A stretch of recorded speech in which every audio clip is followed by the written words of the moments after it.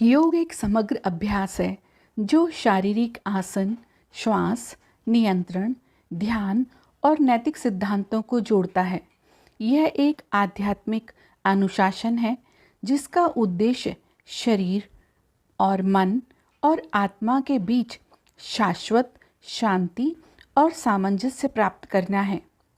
भगवद गीता में कहा गया है कि योग स्वयं के माध्यम से स्वयं तक की यात्रा है।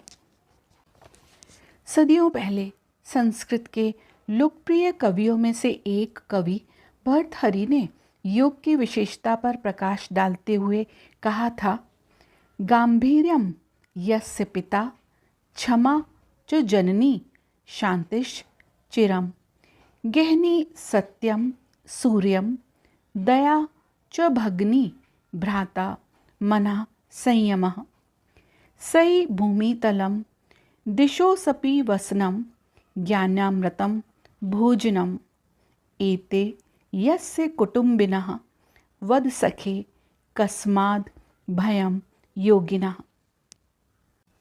अर्थात नियमित रूप से योग का अभ्यास करने से व्यक्ति कुछ बहुत अच्छे गुणों को अपना सकता है, जैसे साहस जो पिता की तरह रक्षा करता है, क्षमा जो माँ की तरह होती है और मानसिक शांति जो स्थायी मित्र बन जाती है। योग के नियमित अभ्यास से सत्य हमारा बच्चा बन जाता है, दया हमारी बहन बन जाती है, संयम हमारा भाई बन जाता है, धरती हमारा बिस्तर बन जाती है और ज्ञान हमारी भूख को शांत करता है। संयुक्त राष्ट्र द्वारा अंतर्राष्ट्रीय योग दिवस की घोषणा के पहले भी औपचारिक एवं अनौपचारिक योग शिक्षकों और उत्साही लोगों के समूहों द्वारा 21 जून या अन्य तारीखों पर योग दिवस मनाया जाता था। 27 सितंबर 2014 को भारत के यशस्वी प्रधानमंत्री माननीय नरेंद्र मोदी जी ने संयुक्त राष्ट्र महासभा में अपने भाषण में विश्व समुदाय से एक अंतर्राष्ट्रीय योग दिवस को अपनाने की अपील की।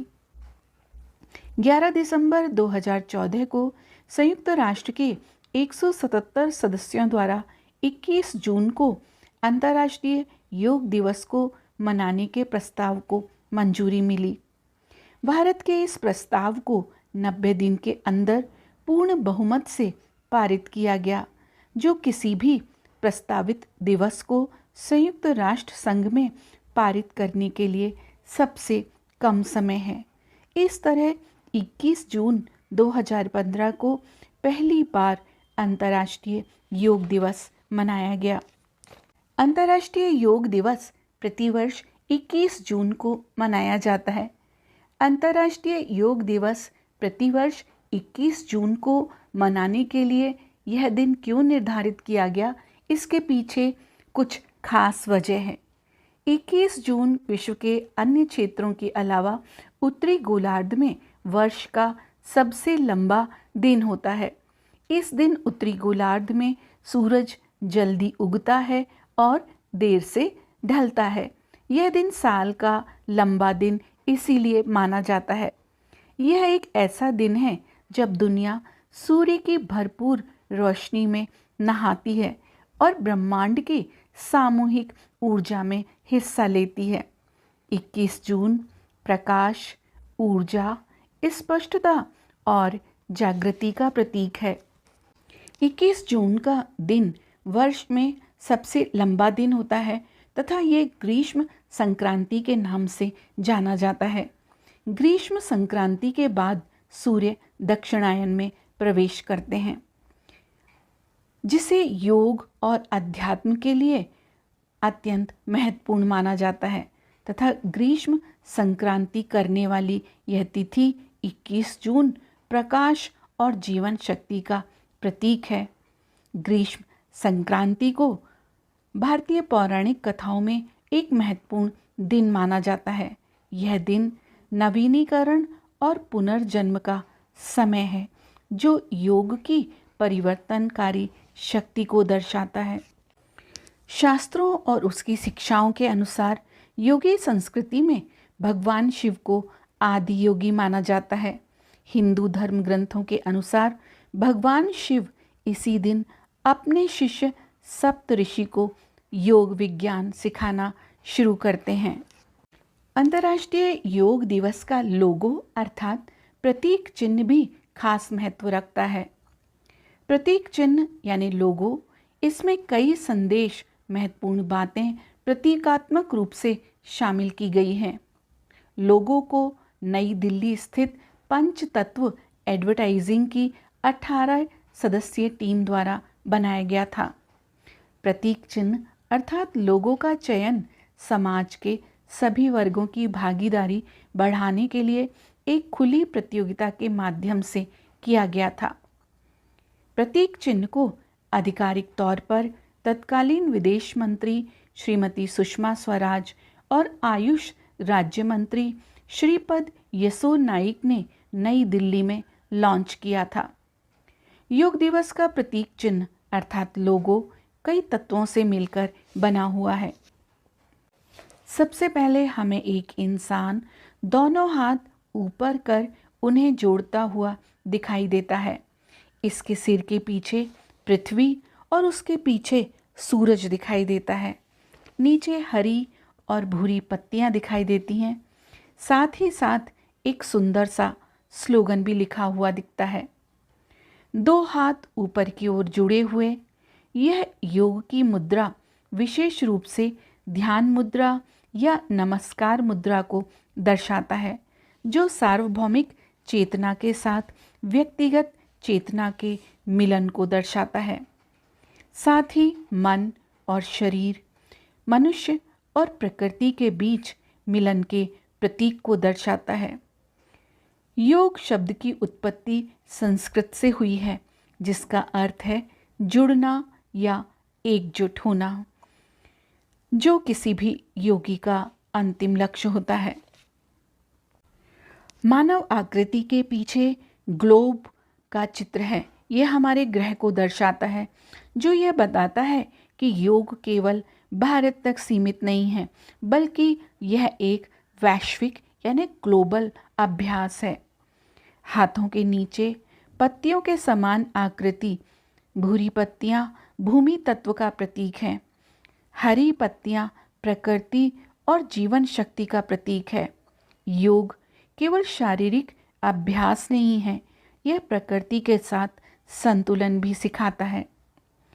नीला रंग और चमक, नीला रंग आकाश और असीमितता का प्रतीक है।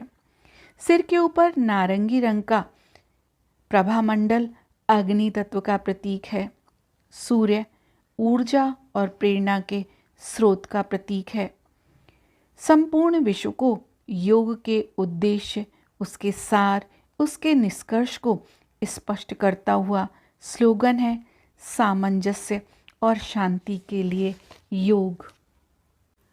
योग का उद्देश्य आत्म साक्षात्कार और शांति प्राप्त करना है।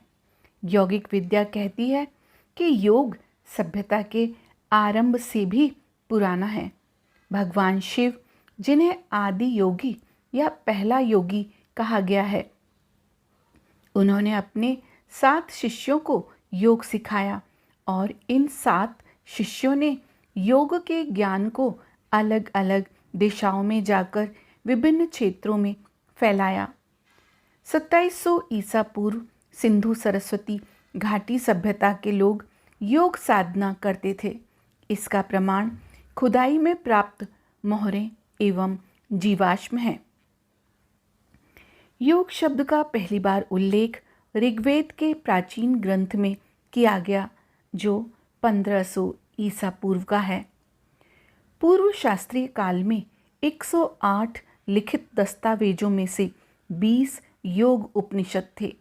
इनमें अलग अलग यौगिक तकनीकों पर ध्यान केंद्रित किया गया, जो अभी भी उपयोग की जाती हैं, जैसे प्राणायाम यानी सांस लेने के व्यायाम, प्रत्याहार अर्थात इंद्रियों को वापस खींचना, सांसों का मॉड्यूलेशन, ध्वनि और पूर्ण शांति में ध्यान लगाना। 500 ईसा पूर्व से 800वीं ईस्वी तक शास्त्रीय काल में योग द्वारा शांत मन के महत्व को उजागर किया गया। बौद्ध साहित्य में ध्यान और यौगिक आसनों पर जोर दिया गया जो ज्ञान प्राप्ति में सहायक हैं। वहीं भगवान महावीर ने भी मोक्ष प्राप्ति हेतु ध्यान के महत्व पर जोर दिया। भगवत गीता भगवान कृष्ण और अर्जुन के बीच बातचीत का 700 श्लोकों का संकलन है जो धर्म, ज्ञान योग, कर्म योग और भक्ति योग के महत्व को समझाता है। भगवान कृष्ण कहते हैं, समत्वम योग उच्यते, यानी योग एक संतुलित अवस्था है। योग मनुष्य और प्रकृति के बीच एकता के लिए प्रयास करता है। योग जनक महर्षि पातंजलि पहले योगी थे जिन्होंने योग के अर्थ उद्देश्य को सही अर्थों में समझकर अपने योग सूत्रों में समझाया।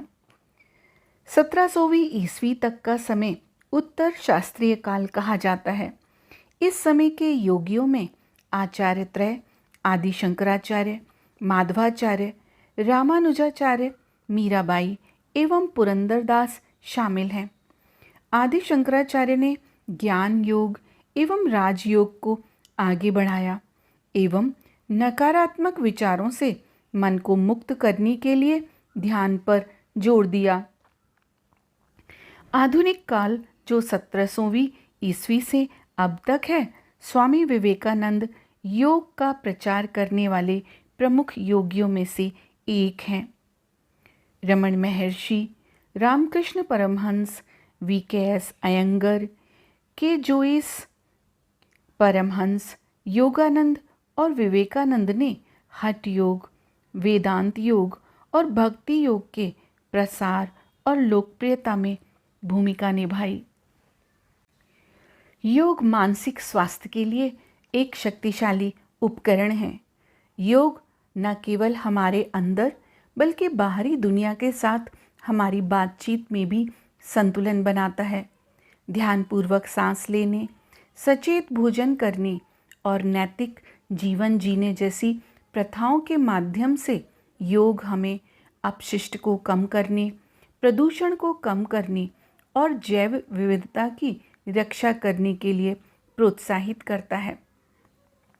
आज की पीढ़ी लगातार स्क्रीन टाइम और डिजिटल ओवरलोड होने के कारण मानसिक थकान का शिकार हो रही है।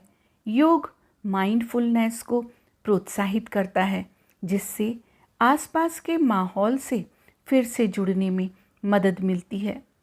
योग के नियमित अभ्यास से कार्टिसोल जैसे तनाव हार्मोन कम होते हैं जिससे मानसिक स्तर एवं नींद की गुणवत्ता में सुधार होता है। योग सिर्फ शारीरिक व्यायाम तक ही सीमित नहीं है, यह समग्र स्वास्थ्य को बढ़ावा देता है। अंतर्राष्ट्रीय योग दिवस का उत्सव विभिन्न पृष्ठभूमि, संस्कृतियों और देशों के लोगों को एकजुट होकर वसुधैव कुटुंबकम की भावना को जगाने का खूबसूरत प्रयास कर रहा है। वास्तव में दुनिया एक परिवार ही है। 27 सितंबर 2014 को संयुक्त राष्ट्र महासभा में माननीय प्रधानमंत्री जी श्री नरेंद्र मोदी जी ने अपने भाषण के दौरान योग के महत्व को अंतर्राष्ट्रीय स्तर पर अवगत कराकर एक नई कल्याणकारी राह पर मानवता को आगे बढ़ने का रास्ता दिखाया। उन्होंने कहा, योग भारत की प्राचीन परंपरा का अमूल्य उपहार है। यह मन और शरीर की एकता, विचार और क्रिया, संयम और पूर्ति, मनुष्य और प्रकृति के बीच सामंजस्य, स्वास्थ्य और कल्याण के लिए एक समग्र दृष्टिकोण का प्रतीक है। यह व्यायाम के बारे में नहीं है बल्कि खुद के साथ, दुनिया और प्रकृति के साथ एकता की भावना खोज करना है। अपनी जीवन शैली में बदलाव लाकर और चेतना पैदा करके यह कल्याण करने में मदद कर सकता है। योग मानव कल्याण का अनुपम मार्ग है। आइए हम अंतर्राष्ट्रीय योग दिवस को अपनाने की दिशा में कार्य करें।